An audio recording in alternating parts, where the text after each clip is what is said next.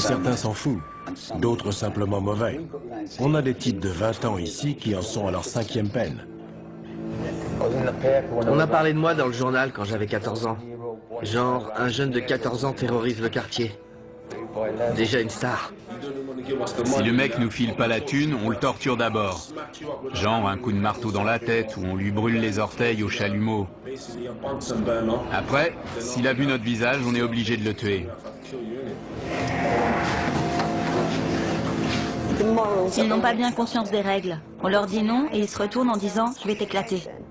Vous allez faire quoi? Vous allez faire quoi? Tout peut arriver. On peut être là en train de parler à un détenu et la seconde d'après, il y en a un qui se prend une queue de billard dans la tête. Hein? Vous allez faire quoi? Bienvenue en enfer.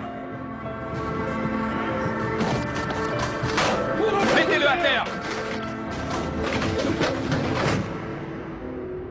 La prison d'Aylesbury, dans le Buckinghamshire, abrite les criminels parmi les plus dangereux de Grande-Bretagne. Ouf ça. On y croise des meurtriers, des violeurs, des malfrats et des pédophiles. Le plus effrayant, c'est que les plus âgés d'entre eux ont tout juste 21 ans. Un détenu sur 5 purge ici une peine à perpétuité ou d'une durée indéterminée pour protéger la société compte tenu de la gravité de leurs crimes. Pour garder le contrôle de la situation, les surveillants doivent faire preuve d'une vigilance permanente. Les chaussures? Mais ils doivent également aider ces jeunes à reconstruire leur vie brisée. Ils ne sont pas faciles à gérer. La plupart purgent de longues peines pour des crimes assez sérieux. Il faut tout reprendre à zéro. C'est difficile. On leur a appris qu'ils pouvaient faire tout ce qu'ils voulaient. Après s'être attirés des ennuis et s'être retrouvés devant la justice, ils atterrissent ici et on essaie de corriger ce que leur famille ou leurs amis leur ont enseigné. Certains nous poseront toujours des problèmes.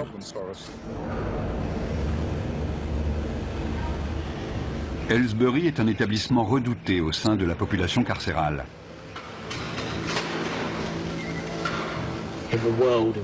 Chez les détenus, la légende veut que Aylesbury soit la pire prison du monde. Quand vous arrivez, vous êtes accueilli par 5 matons baraqués, armés de matraques, et on vous assomme à la descente du bus. Ceux qui arrivent ont peur parce qu'on leur a dit qu'il y avait des problèmes de gang, des bagarres tous les jours, 4 à 7 par jour. Mais depuis un an, ça s'est un peu calmé. En revanche, quand un incident éclate, c'est généralement très sérieux. Ils utilisent des armes, des queues de billard, des armes artisanales, dans la gorge, dans la poitrine, sur le front. Il n'y a pas de règle. Et c'est rarement 1 contre 1. C'est plutôt 6 contre 1. Si le personnel n'intervenait pas, il pourrait y avoir des morts. Caspian Hogg est le dernier arrivé. Il a 18 ans. Après avoir été incarcéré dans un établissement pour mineurs, il a été envoyé ici en raison de problèmes disciplinaires. Asseyez-vous ici. Combien de fois avez-vous été incarcéré? 4 ou 5 fois. Ok. Quelle peine cette fois? 4 ans. 4 ans, d'accord. Avez-vous déjà pris de la drogue, de l'alcool ou autre produit assimilé? Ouais. Ok. Quoi précisément? Juste de la coke, du cannabis. Juste de la coke? Ouais. D'accord. Vous serez suivi par mademoiselle Morgan. Il y a des gangs dans votre quartier? Ouais. Vous faites partie de quel gang? Stratford Langside. D'accord. Vous avez des gangs rivaux? Ouais, les Farafil d'FMD. FMD? Ouais. Qu'est-ce qui vous oppose? C'est juste un gang rival avec qui on se frite en prison. En prison? Ouais, en prison. Donc c'est un gang de prison. Ouais. On est coincé toute la journée dans une cellule. On n'a rien à faire. Donc quand une baston éclate, c'est génial. Ça fait de l'animation. Ça fait passer la journée plus vite quand il se passe un truc. Dans le feu de l'action, on se bat pour survivre. Tu les défonces, ou alors c'est toi qui te fais défoncer. Moi, je me lâche. Si t'y restes, t'y restes. C'est comme ça.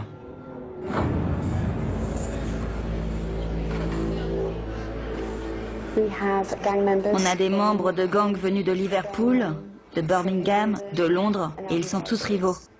Certains viennent de milieux où ils n'ont connu que la violence. C'est déjà ouvert? Oui, c'est déjà ouvert. Les radiateurs devraient être éteints ce soir. Je sais, il fait un peu chaud. Je peux poser mes affaires de douche? C'est un nouveau lieu, un nouvel environnement. Les 24 premières heures sont les plus explosives. On s'assure qu'ils ont tout ce qu'il leur faut et qu'ils sont bien installés pour leur première nuit. Les rivalités entre gangs entraînent d'inévitables règlements de compte. Les nouveaux venus sont particulièrement vulnérables, car ils n'ont pas encore de repères et doivent faire leurs preuves. Dès qu'un incident survient, une alarme est déclenchée. Pour éviter que la situation dégénère, les agents de sécurité interviennent rapidement. Vous êtes blessé? Non, non. Non? C'était quoi le problème? Rien. Allez! Non, non. C'était sûrement pas pour rien. Non. Ils sont juste venus là, vous frapper pour rien. Je sais ce qui s'est passé. C'est le nouveau qui vient d'arriver. Il s'est déjà battu la semaine dernière. C'était les représailles. Les deux se battaient. Les deux se sont donné des coups à la tête. Ils se disaient bonjour. Vous, ça va? Oui, ça va. J'ai pris un coup dans le sein. Et si ça se trouve, c'était son coude à lui.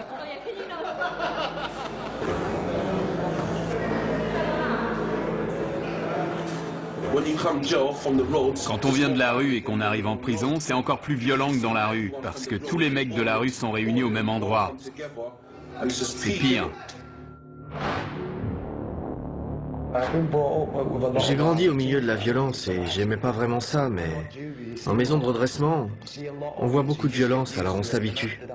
Et puis on finit même par aimer ça. Si je te connais, si je sais avec quel gang tu traînes, dès que je te vois, je t'éclate. Et si je sais que t'as planté un de mes potes, je te fais la même chose. Donc vous surveillez constamment les nouvelles arrivées dans votre bâtiment. Ouais. Ils en ont mis dans l'LC, juste à côté. Si je les croise, je les défonce direct. C'est clair. Le quotidien en prison, c'est pas la joie. Vous pouvez être le mec le plus balèze avec la plus grosse réputation, il faut quand même surveiller vos arrières. On est tout le temps parano, tu vois. On est sur nos gardes tout le temps, on surveille les autres. On est tous des criminels ici. Comme je l'ai dit, des fois mon but c'est de faire mal à quelqu'un. Des fois je me réveille le matin et je suis pas d'humeur pour ça. Sérieux. Mais des fois je me dis que je vais lui mettre la raclée de sa vie. Je me dis, quelle différence ça fait.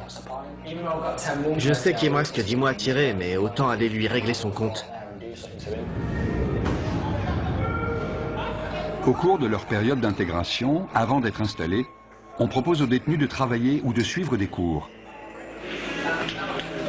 Ceux qui acceptent pourront passer plus de temps dans les espaces communs. Il n'y a que 3 surveillants à cet étage et jusqu'à 50 détenus peuvent sortir de leur cellule. C'est le moment dangereux de la journée. Il faut rester très vigilant. On peut avoir tendance à se relâcher parce que 90% d'entre eux sont très corrects. Mais il faut se méfier, c'est notre boulot. La situation peut dégénérer à tout moment. Caspian et 2 nouveaux arrivants ont forcé le passage pour s'introduire dans une cellule.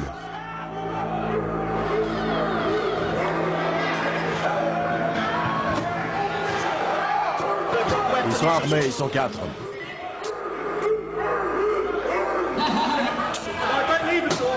Les détenus ont barricadé la porte. Les surveillants ne peuvent pas entrer. Je veux voir tous les détenus dans leur cellule.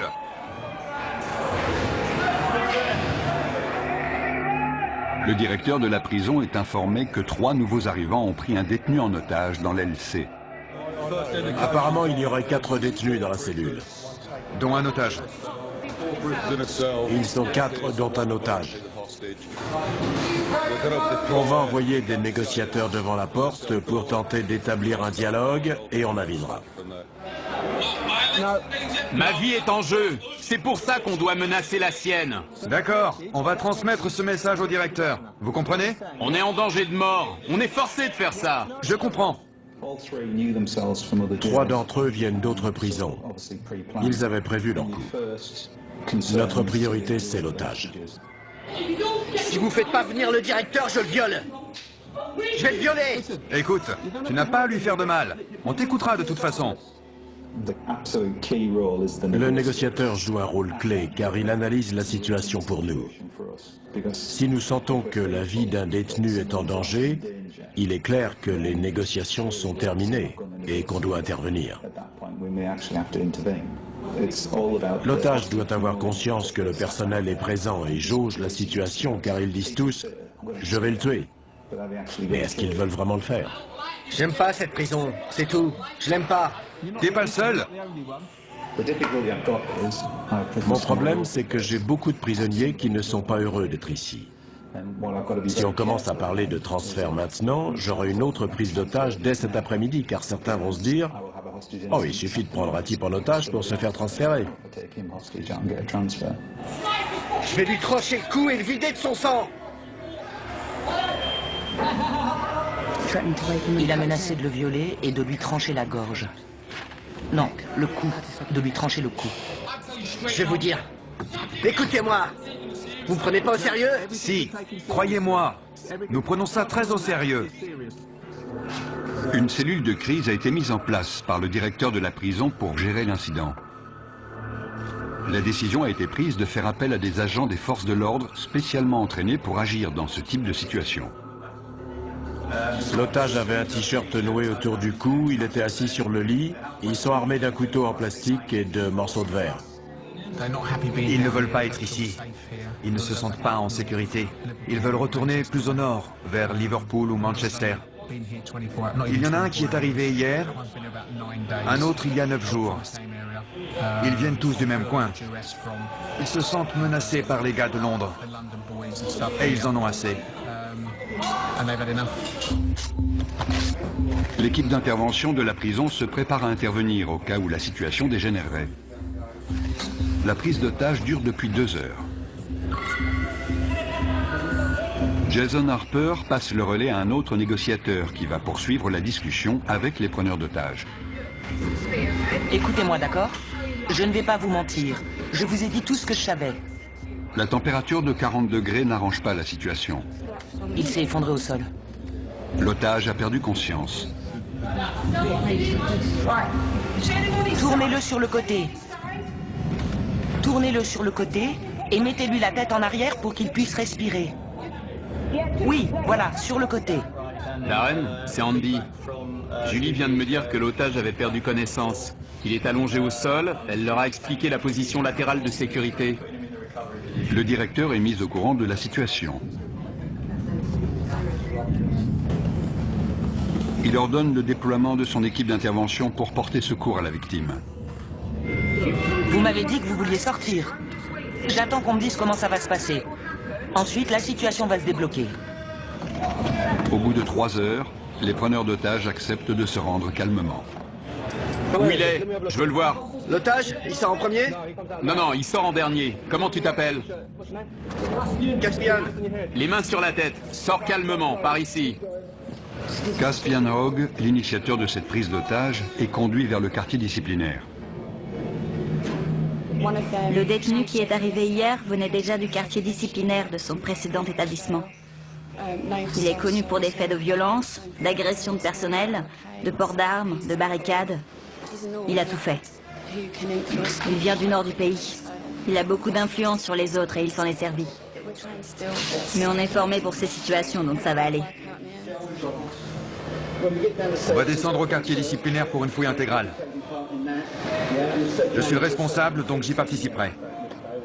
Chacun sera tenu à l'isolement en attendant qu'une punition soit décidée.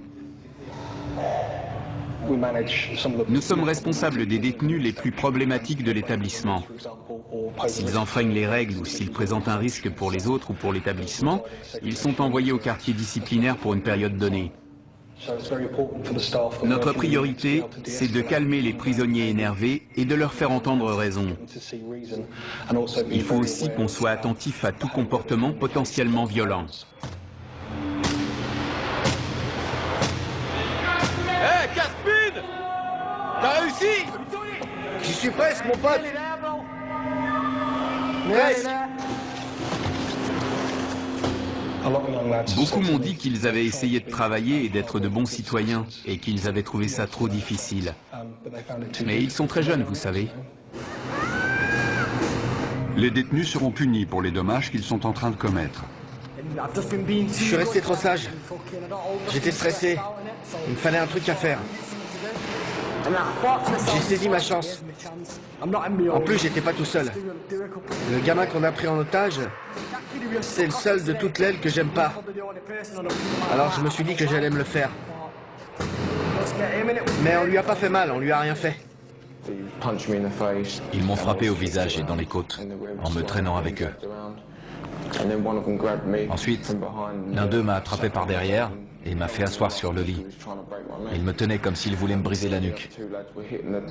Les deux autres frappaient la porte avec des boules de billard dans des chaussettes. Ils ont cassé ma télé et ils m'ont mis des bouts de verre sous la gorge. Ils ont dit qu'ils allaient me la trancher. Ensuite, ils m'ont dit de me déshabiller complètement et ils ont dit qu'ils allaient me violer. Qu'est-ce qui s'est passé? Rien, rien. Ils disent qu'on a pris un mec en otage et qu'on l'a agressé dans sa propre cellule. Ils ont appelé la police et on est à l'isolement pour l'instant. Vous dites que vous ne l'avez pas pris en otage. Non, on a juste barricadé la porte, c'est tout. J'ai toutes ces pensées qui ont défilé dans ma tête. Je ne savais pas si j'allais en sortir vivant. Je connaissais pas ces mecs. C'était le truc le plus flippant de ma vie. Pourquoi vous avez fait ça? Franchement, j'ai pas eu de visite depuis 6 mois, depuis qu'ils m'ont mis ici. J'essaie de retourner dans le Nord. Il n'y a que des mecs de Londres ici, je veux retourner chez moi. C'est pas ma prison, je veux être dans une prison de chez moi. Je suis tombé dans les pommes. Je me souviens juste qu'ils étaient en panique. Ils croyaient qu'ils m'avaient tué. Si on continue les conneries, si on agresse les surveillants, ils nous transféreront. Ça va, Liam? Ouais, et vous? Pas trop mal. J'ai connu des jours meilleurs.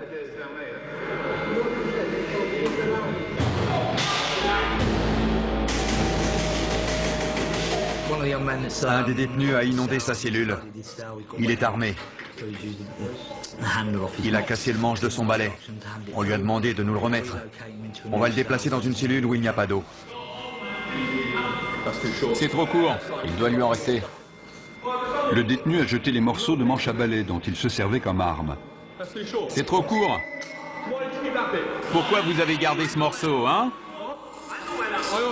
Je vous avais dit de tout jeter. Reste sur le côté. Déverrouille la porte et je la pousserai. Reculez vers nous. Doucement.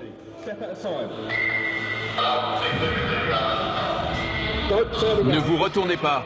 Restez face au mur. Le détenu n'a pas obéi et s'est retourné. À partir du moment où on ouvre la porte, les négociations sont terminées. Soit il se rend, soit on intervient. Arrêtez de bouger. Si vous faites pas ce que je vous dis, on devra de nouveau vous immobiliser. C'est compris? Ouais. Super, allez, debout. Tu lui maintiens la tête pendant qu'on le lève. Vous avez entendu? On tourne. On utilise la force que quand c'est nécessaire et de manière proportionnée, mais ça fait forcément mal. Fouille intégrale. Il va maintenant être fouillé intégralement au cas où il aurait dissimulé une arme.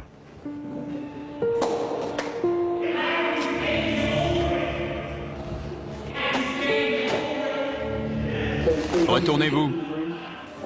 Bande d'enflures. Vous avez des réclamations à faire sur la façon dont on vous a traité? Non, non, ça va. Non? D'accord. Je vais vous demander de réfléchir aux conséquences de vos actes. Ce n'est pas la bonne méthode pour obtenir un transfert. Maintenant, je veux que vous alliez vous coucher. Clé. Nous devons les garder dans le quartier disciplinaire pendant un certain temps. Sinon, les autres vont se dire qu'ils peuvent prendre des otages quand ils veulent pour obtenir un transfert. Des détenus de confiance nettoient les dégâts causés par les preneurs d'otages. J'ai choisi la voie la plus facile. J'essaye de rendre cette peine la moins désagréable possible. On a le choix. Si tu fais le con, tu te retrouves à l'isolement tout seul sans télé, ça craint. Les détenus exemplaires participent au fonctionnement de la prison, ce qui leur permet de passer plus de temps en dehors de leur cellule. Josh est responsable de la lessive dans le quartier disciplinaire. Ça pue. Dans le quartier disciplinaire, Caspian se plaint d'entendre des voix dans sa tête et demande une aide psychologique.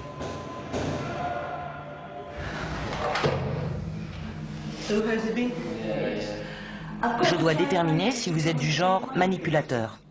Manipulateur? Si vous aimez titiller les gens et les énerver pour prendre l'avantage.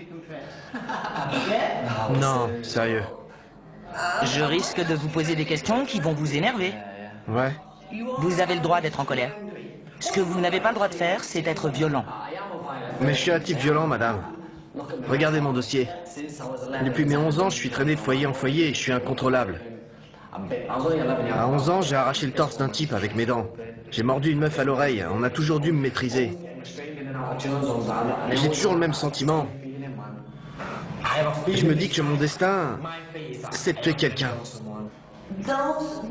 Et la perspective de sortir d'ici, de commettre un tel acte, et de revenir en prison pour une peine à perpétuité, ne vous dérange pas? Ça dépend. Quand je pète les plombs, ça me dérange pas, je m'en fous. Je pense pas que je suis un taré. Mais si on m'aide pas maintenant, je vais finir par le devenir. Je ne suis pas convaincu à 100% qu'il souffre de troubles mentaux. Il souffre de troubles émotionnels, ça c'est sûr. Car non seulement il a des pensées violentes, beaucoup de gens en ont, ce n'est pas idéal, mais ce n'est pas un drame, mais il prend plaisir à être violent, ce qui alimente ses pensées et ses fantasmes. Je pense que son comportement pourrait le conduire au meurtre.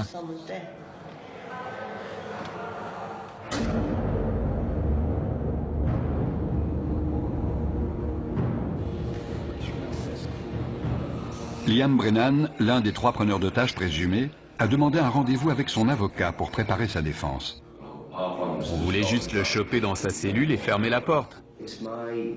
Mon rôle n'est pas de minimiser le délit, mais d'essayer de comprendre pourquoi et comment c'est arrivé, et quelle a été ton implication. Tu ne peux pas dire, c'est pas moi, j'ai rien fait. Ça, il te croira jamais. Écoute, différentes peines sont envisageables. J'espère que le juge optera pour des jours supplémentaires. J'ai pas le droit à l'erreur. J'avais pas parlé à ma femme et à mon gosse depuis 1 an. Elle m'a recontacté il y a quelques jours et je lui ai dit que je sortirais le 11 décembre. Les services pénitentiaires ont décidé de ne pas poursuivre Liam. Il se retrouve donc en commission de discipline. Asseyez-vous, monsieur Brennan. Je suis juge, je n'ai aucun lien avec cet établissement, vous comprenez? Oui. Vous êtes représenté par monsieur Ahmad, c'est exact? Oui, monsieur le juge. Pouvez-vous vous identifier, s'il vous plaît? Jason Harper. Vous serez le témoin de cette affaire? Oui. Il est dit que le 29 mai, vous avez retenu une personne contre son gré. Coupable ou non coupable? Non coupable. Monsieur Ahmad? Qu'avez-vous vu monsieur Brennan faire exactement? Il a passé beaucoup de temps à la porte avec moi pour m'expliquer leurs intentions. Je ne veux pas parler à votre place, mais si je comprends bien, il n'a pas menacé ni brutalisé d'une quelconque façon la victime. C'est exact. Lorsque vous étiez dans la cellule, avez-vous exprimé clairement votre désir de coopérer avec... Vous orientez l'accusé. Oui, monsieur le juge. Ne le faites plus. Vous connaissez la loi et la notion de complicité. C'est comme le chauffeur du véhicule qui attend les braqueurs de banque. Il sera coupable de vol même s'il n'a pas pénétré dans la dite banque. Monsieur Brennan n'a apparemment eu aucun contact physique avec ce détenu qui était apparemment séquestré. Avez-vous vu les autres retenir la victime? Je n'ai vu personne le retenir. Quelle était la taille de la cellule? Petite, c'est une cellule de prison. J'ai du mal à croire que vous n'ayez rien vu. Ça me paraît inconcevable. Ou alors il ne s'est rien passé. Parce que sinon vous l'auriez forcément vu. C'est ça que vous me dites? Je dis pas qu'il s'est rien passé. Je dis juste que j'ai rien vu. Je regardais de l'autre côté, vous avez entendu Monsieur Harper. Je lui ai parlé pendant un long moment. Il est très clair pour moi que vous étiez tous les trois complices dans cet incident et je n'ai aucune hésitation à vous déclarer coupable. Je vous impose 32 jours de détention supplémentaire. Vous avez tout compris? Oui, j'ai compris. Cette procédure est terminée, merci. Pourquoi n'a-t-il pas été mentionné que la victime avait été dénudée et menacée de viol? Ça m'a surpris. Ouais, ça m'a étonné aussi. C'est mon jour de chance. L'agression n'a pas fait l'objet d'une poursuite pénale car la victime a eu trop peur pour témoigner. Dans le quartier disciplinaire, tous les privilèges, y compris la télévision, sont retirés.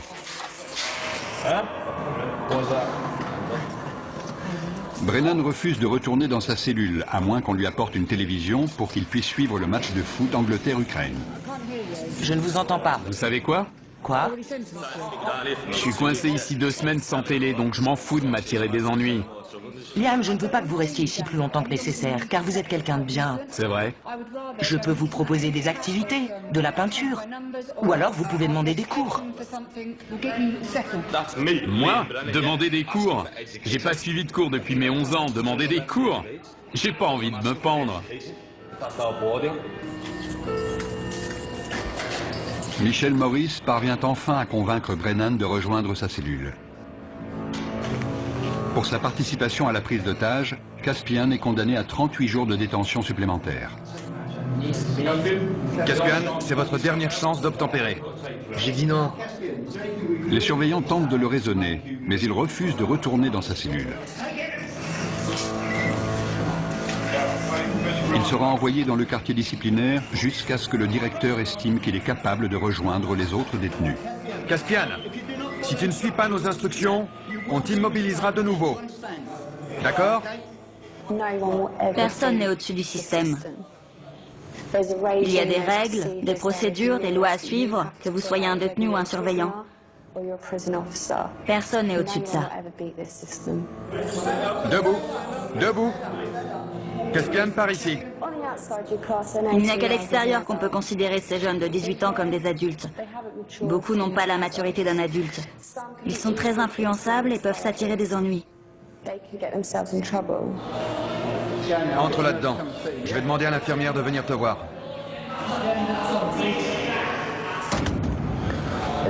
S'ils me remettent avec les autres, je vais vous dire la vérité. Je vais faire mal à quelqu'un. Sérieux, je déconne pas. S'ils me remettent là-bas, je vais choper un de ces connards et je vais le défoncer comme il faut. Je suis sérieux. J'ai l'impression d'avoir une double personnalité. Tout m'énerve, tout le monde m'énerve. J'aimerais parler à quelqu'un, mais j'ai la tête en vrac. J'ai l'impression qu'elle est énorme. Tellement de trucs là-dedans, je me sens vraiment en colère. Je suis en rogne. Il y a certains détenus que je n'aimerais pas voir libérés avant très longtemps. Parfois, on travaille avec eux simplement pour les aider à gérer le fait qu'ils sont en prison. Mais je n'ai jamais rencontré de détenu que je ne pensais pas pouvoir aider à répondre à son environnement de façon plus positive.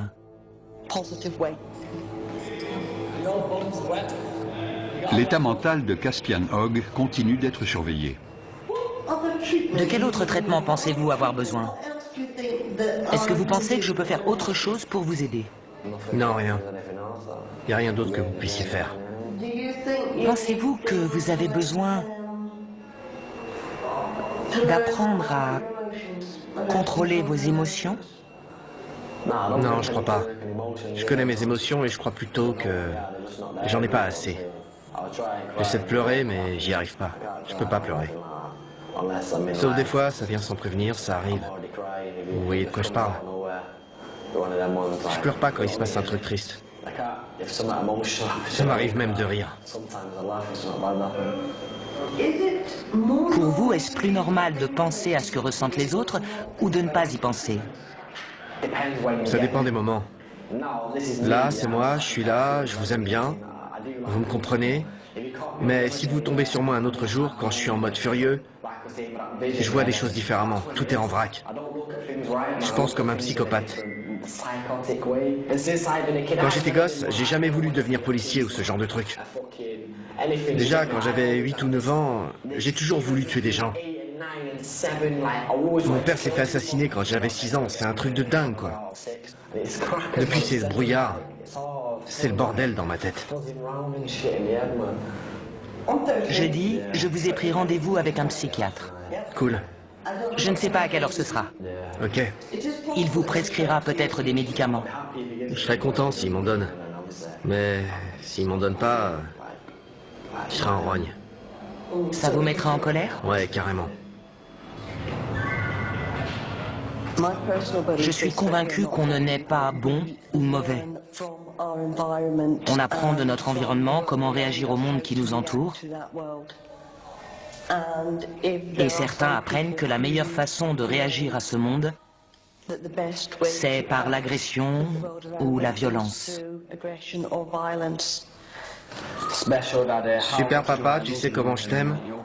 Et quand tu l'ouvres, c'est marqué gros comme ça.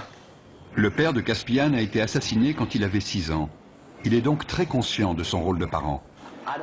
Je veux pas que mon fils grandisse dans les mêmes conditions que moi. J'avais 14 ans quand je l'ai eu, mais j'ai vieilli.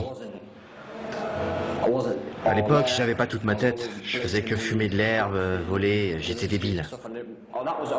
J'étais un gamin, donc je faisais des trucs de gamin. Maintenant, j'ai mûri. Il faut que je prenne mes responsabilités pour mon fils. Je veux qu'il aille à l'école pour qu'il soit intelligent. Je veux pas qu'il finisse comme moi dans la rue ou en prison. Qu'il soit obligé de commettre des crimes. Je vais être là pour lui, qu'il puisse me parler ou me demander de l'argent quand il en a besoin. Je vais être un père pour lui, c'est tout. Il faut que je sois un bon père. C'est con de jamais le voir, c'est vrai. C'est horrible. Il faut tenir le coup et pas lâcher l'affaire. Je peux lui parler de temps en temps, c'est déjà ça. Devon avait 15 ans quand son fils est né. À l'époque, je voulais pas de gosse, tu vois. Mais c'est arrivé comme ça. Elle m'en parlait tout le temps. Et alors je me suis dit, pourquoi pas? Quelqu'un va peut-être te régler ton compte demain. Tu sais pas où tu vas finir, alors autant pas perdre de temps. Vous avez vraiment pensé à la mort à ce moment-là? Ouais, évidemment. Dans mon quartier, il y a beaucoup de violence. Des gens meurent tout le temps. On n'est jamais à l'abri, ils peuvent vous dégommer quand vous traversez la rue. Pour certains détenus, le téléphone est le seul moyen de rester en contact avec leur famille. Ouais, tu me manques, bonhomme. Non, tu peux pas venir me voir. Papa est occupé. Papa nourrit des animaux. Je sais pas comment ça se met. Je veux pas que ça lui tombe dessus. Dans la chapelle de la prison, Josh se prépare pour la fête des pères. Exceptionnellement, les détenus exemplaires sont autorisés à passer du temps avec leurs enfants. Je peux jouer avec lui? On peut se rouler tous les deux par terre, je peux lui courir après. Une fois, elle voulait que je vienne l'attraper, mais je pouvais pas aller plus loin. Je suis heureux de pouvoir passer 5 heures avec lui au milieu des rires et des pleurs. J'ai envie de l'attraper et de lui faire des câlins. Tu peux ouvrir la bouche? Bravo. Ça me plaît pas de le voir se faire fouiller, mais je préfère avoir cette relation avec lui. J'ai de bonnes raisons de changer. J'ai un gosse et une fiancée, une famille qui a besoin de moi. Pour être honnête, si j'avais pas ma famille, je me serais sûrement pas comporté aussi bien. Viens là, mon grand. Ils ont besoin de moi. Ils comptent sur moi pour sortir d'ici. Où elle est, ta cape? Tu fais ton timide? Si je me comporte bien, je retrouverai ma famille. C'est simple. Si je joue le jeu, je gagne tout. Sinon, je perds. Comment ça va, ma belle? Oh, arrête.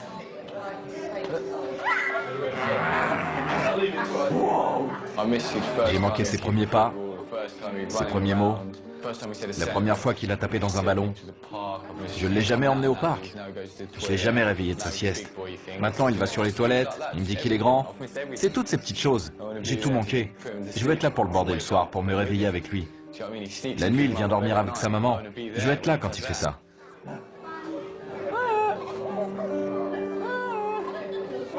Messieurs, dames, s'il vous plaît, vous pouvez vous dire au revoir? Tout va bien. Quand j'ai su que j'allais en prison, je pensais qu'elle allait m'oublier. J'avais 18 ans. Et on était ensemble depuis 2 ans et demi. C'est un vrai test pour des adolescents, de rester fidèles et loyaux. Quand on est en prison, on ne pense qu'à ça. Il faut pouvoir compter sur quelqu'un de confiance pour traverser ça. Sinon, on craque. Je pourrais être là toutes les nuits à imaginer qu'elle me trompe. À plus. Je t'aime.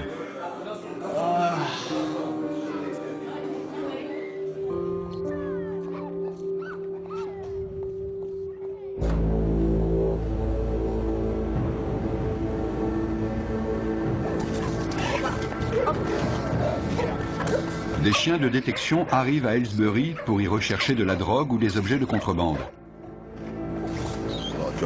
Il y a beaucoup de dealers en prison, et ça ne risque pas de s'arrêter. Il y a de l'argent à se faire. Les téléphones portables sont aussi un problème sérieux. C'est pour ça que les chiens sont capables de les trouver. Ils peuvent être utilisés pour planifier des évasions ou tout autre type d'événement. On fouille des cellules tous les jours. Et tous les jours, on trouve des choses. Sortez de votre cellule. Quand ils voient les chiens, certains se précipitent pour cacher leur matériel. On demande aux détenus de sortir de leur cellule pour que les chiens puissent travailler tranquillement. C'est n'importe quoi, il va renifler partout. Comment savez-vous qu'il a trouvé quelque chose? Il s'immobilise et pose son nez sur l'endroit concerné. Si c'est hors d'atteinte, il reste assis et regarde dans la direction de l'objet.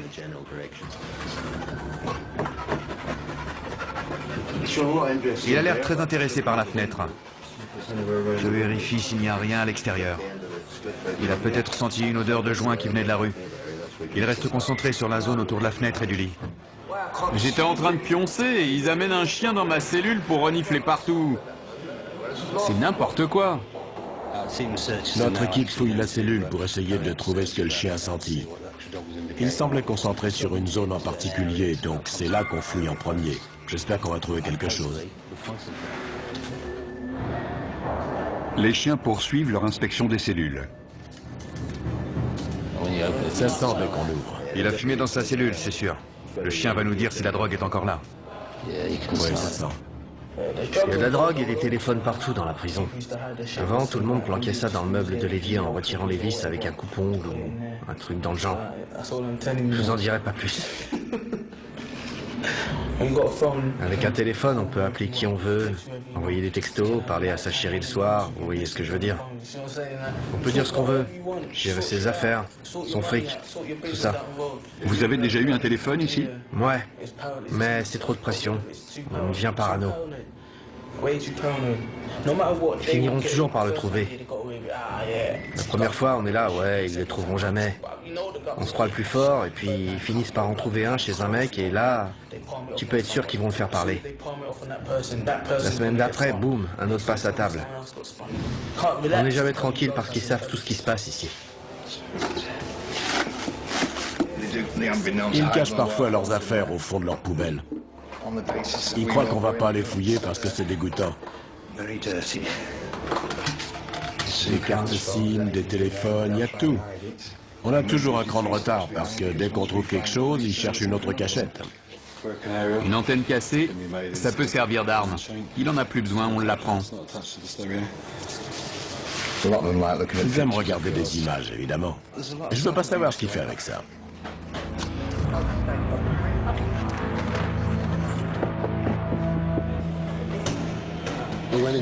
Dans une cellule, on a trouvé un téléphone avec un chargeur. Donc, nos équipes vont l'inspecter une deuxième fois. On a trouvé des petites choses, mais le plus important, c'est de montrer qu'on est vigilant et qu'on peut lancer ce genre d'opération quand ça nous chante. C'est intéressant d'observer leurs réactions. Certains détenus n'étaient clairement pas rassurés à l'idée qu'un chien allait inspecter leur cellule. 5 semaines après avoir pris en otage un codétenu, Liam Brenham retrouve son ancienne cellule. Mate mes affaires, elles sont trempées. C'est pas grave, il y a tout, non? C'est une photo de mon fils, ça. C'est pas normal, non? Qu'est-ce qui se passe? C'est quoi le problème? C'est lui le problème. Si ça te pose un problème que j'ai pris l'autre en otage, je suis là, je t'attends. Sinon, casse-toi. Liam, Vous trouvez ça normal? La photo est trempée, mes chaussettes aussi. Et il me dit que c'est pas grave. arrêtez de crier, d'accord? N'empirez pas la situation. La cellule a dû être fouillée. C'est ça la fouille. Sérieux. C'était collé à la base. Écoutez, le lendemain, on a mis un cadenas sur votre porte, vous l'avez vu? On n'a pas ouvert cette cellule depuis 5 semaines. Et alors, c'est ma faute peut-être? Je n'étais pas là, je ne sais pas comment ça s'est passé. Mais est-ce que ça vaut vraiment le coup de vous attirer encore des ennuis? Non. Vous ne croyez pas? Non, mais ça m'énerve qu'ils me disent ça.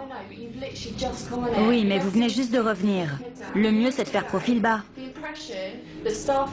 Tout ce que les surveillants de cette aile savent de vous, c'est que vous avez pris un codétenu en otage et que vous avez causé des problèmes pendant votre isolement.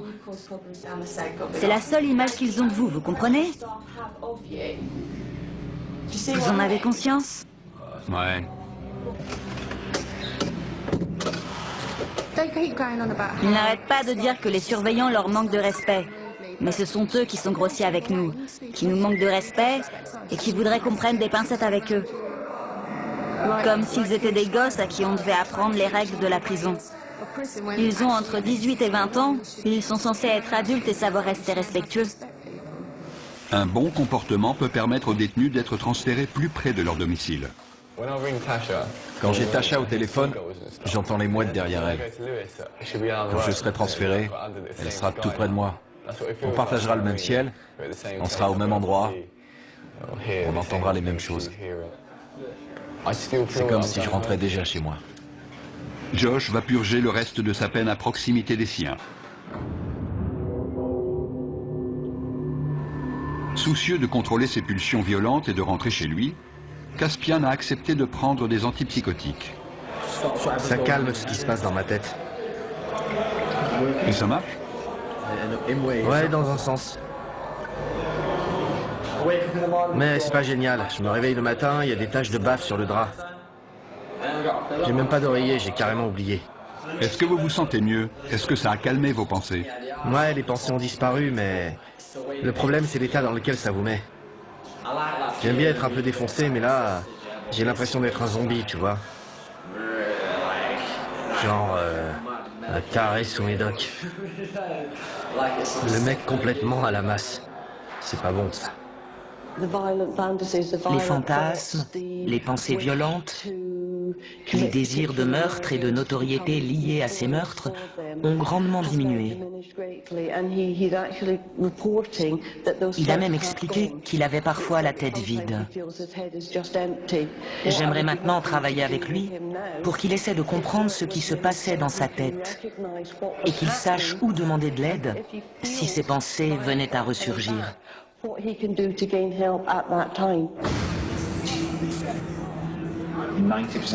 90% des détenus que nous accueillons ici vaquent à leurs occupations et font ce qu'on leur demande. Il peut y avoir de petits incidents, mais c'est tout. Ce sont les 10% restants qui causent la majorité des problèmes. Ils ne veulent pas rester tranquilles ni faire ce qu'on leur dit. Ils se rebellent constamment. Ils essaient de créer le désordre pour saper notre travail.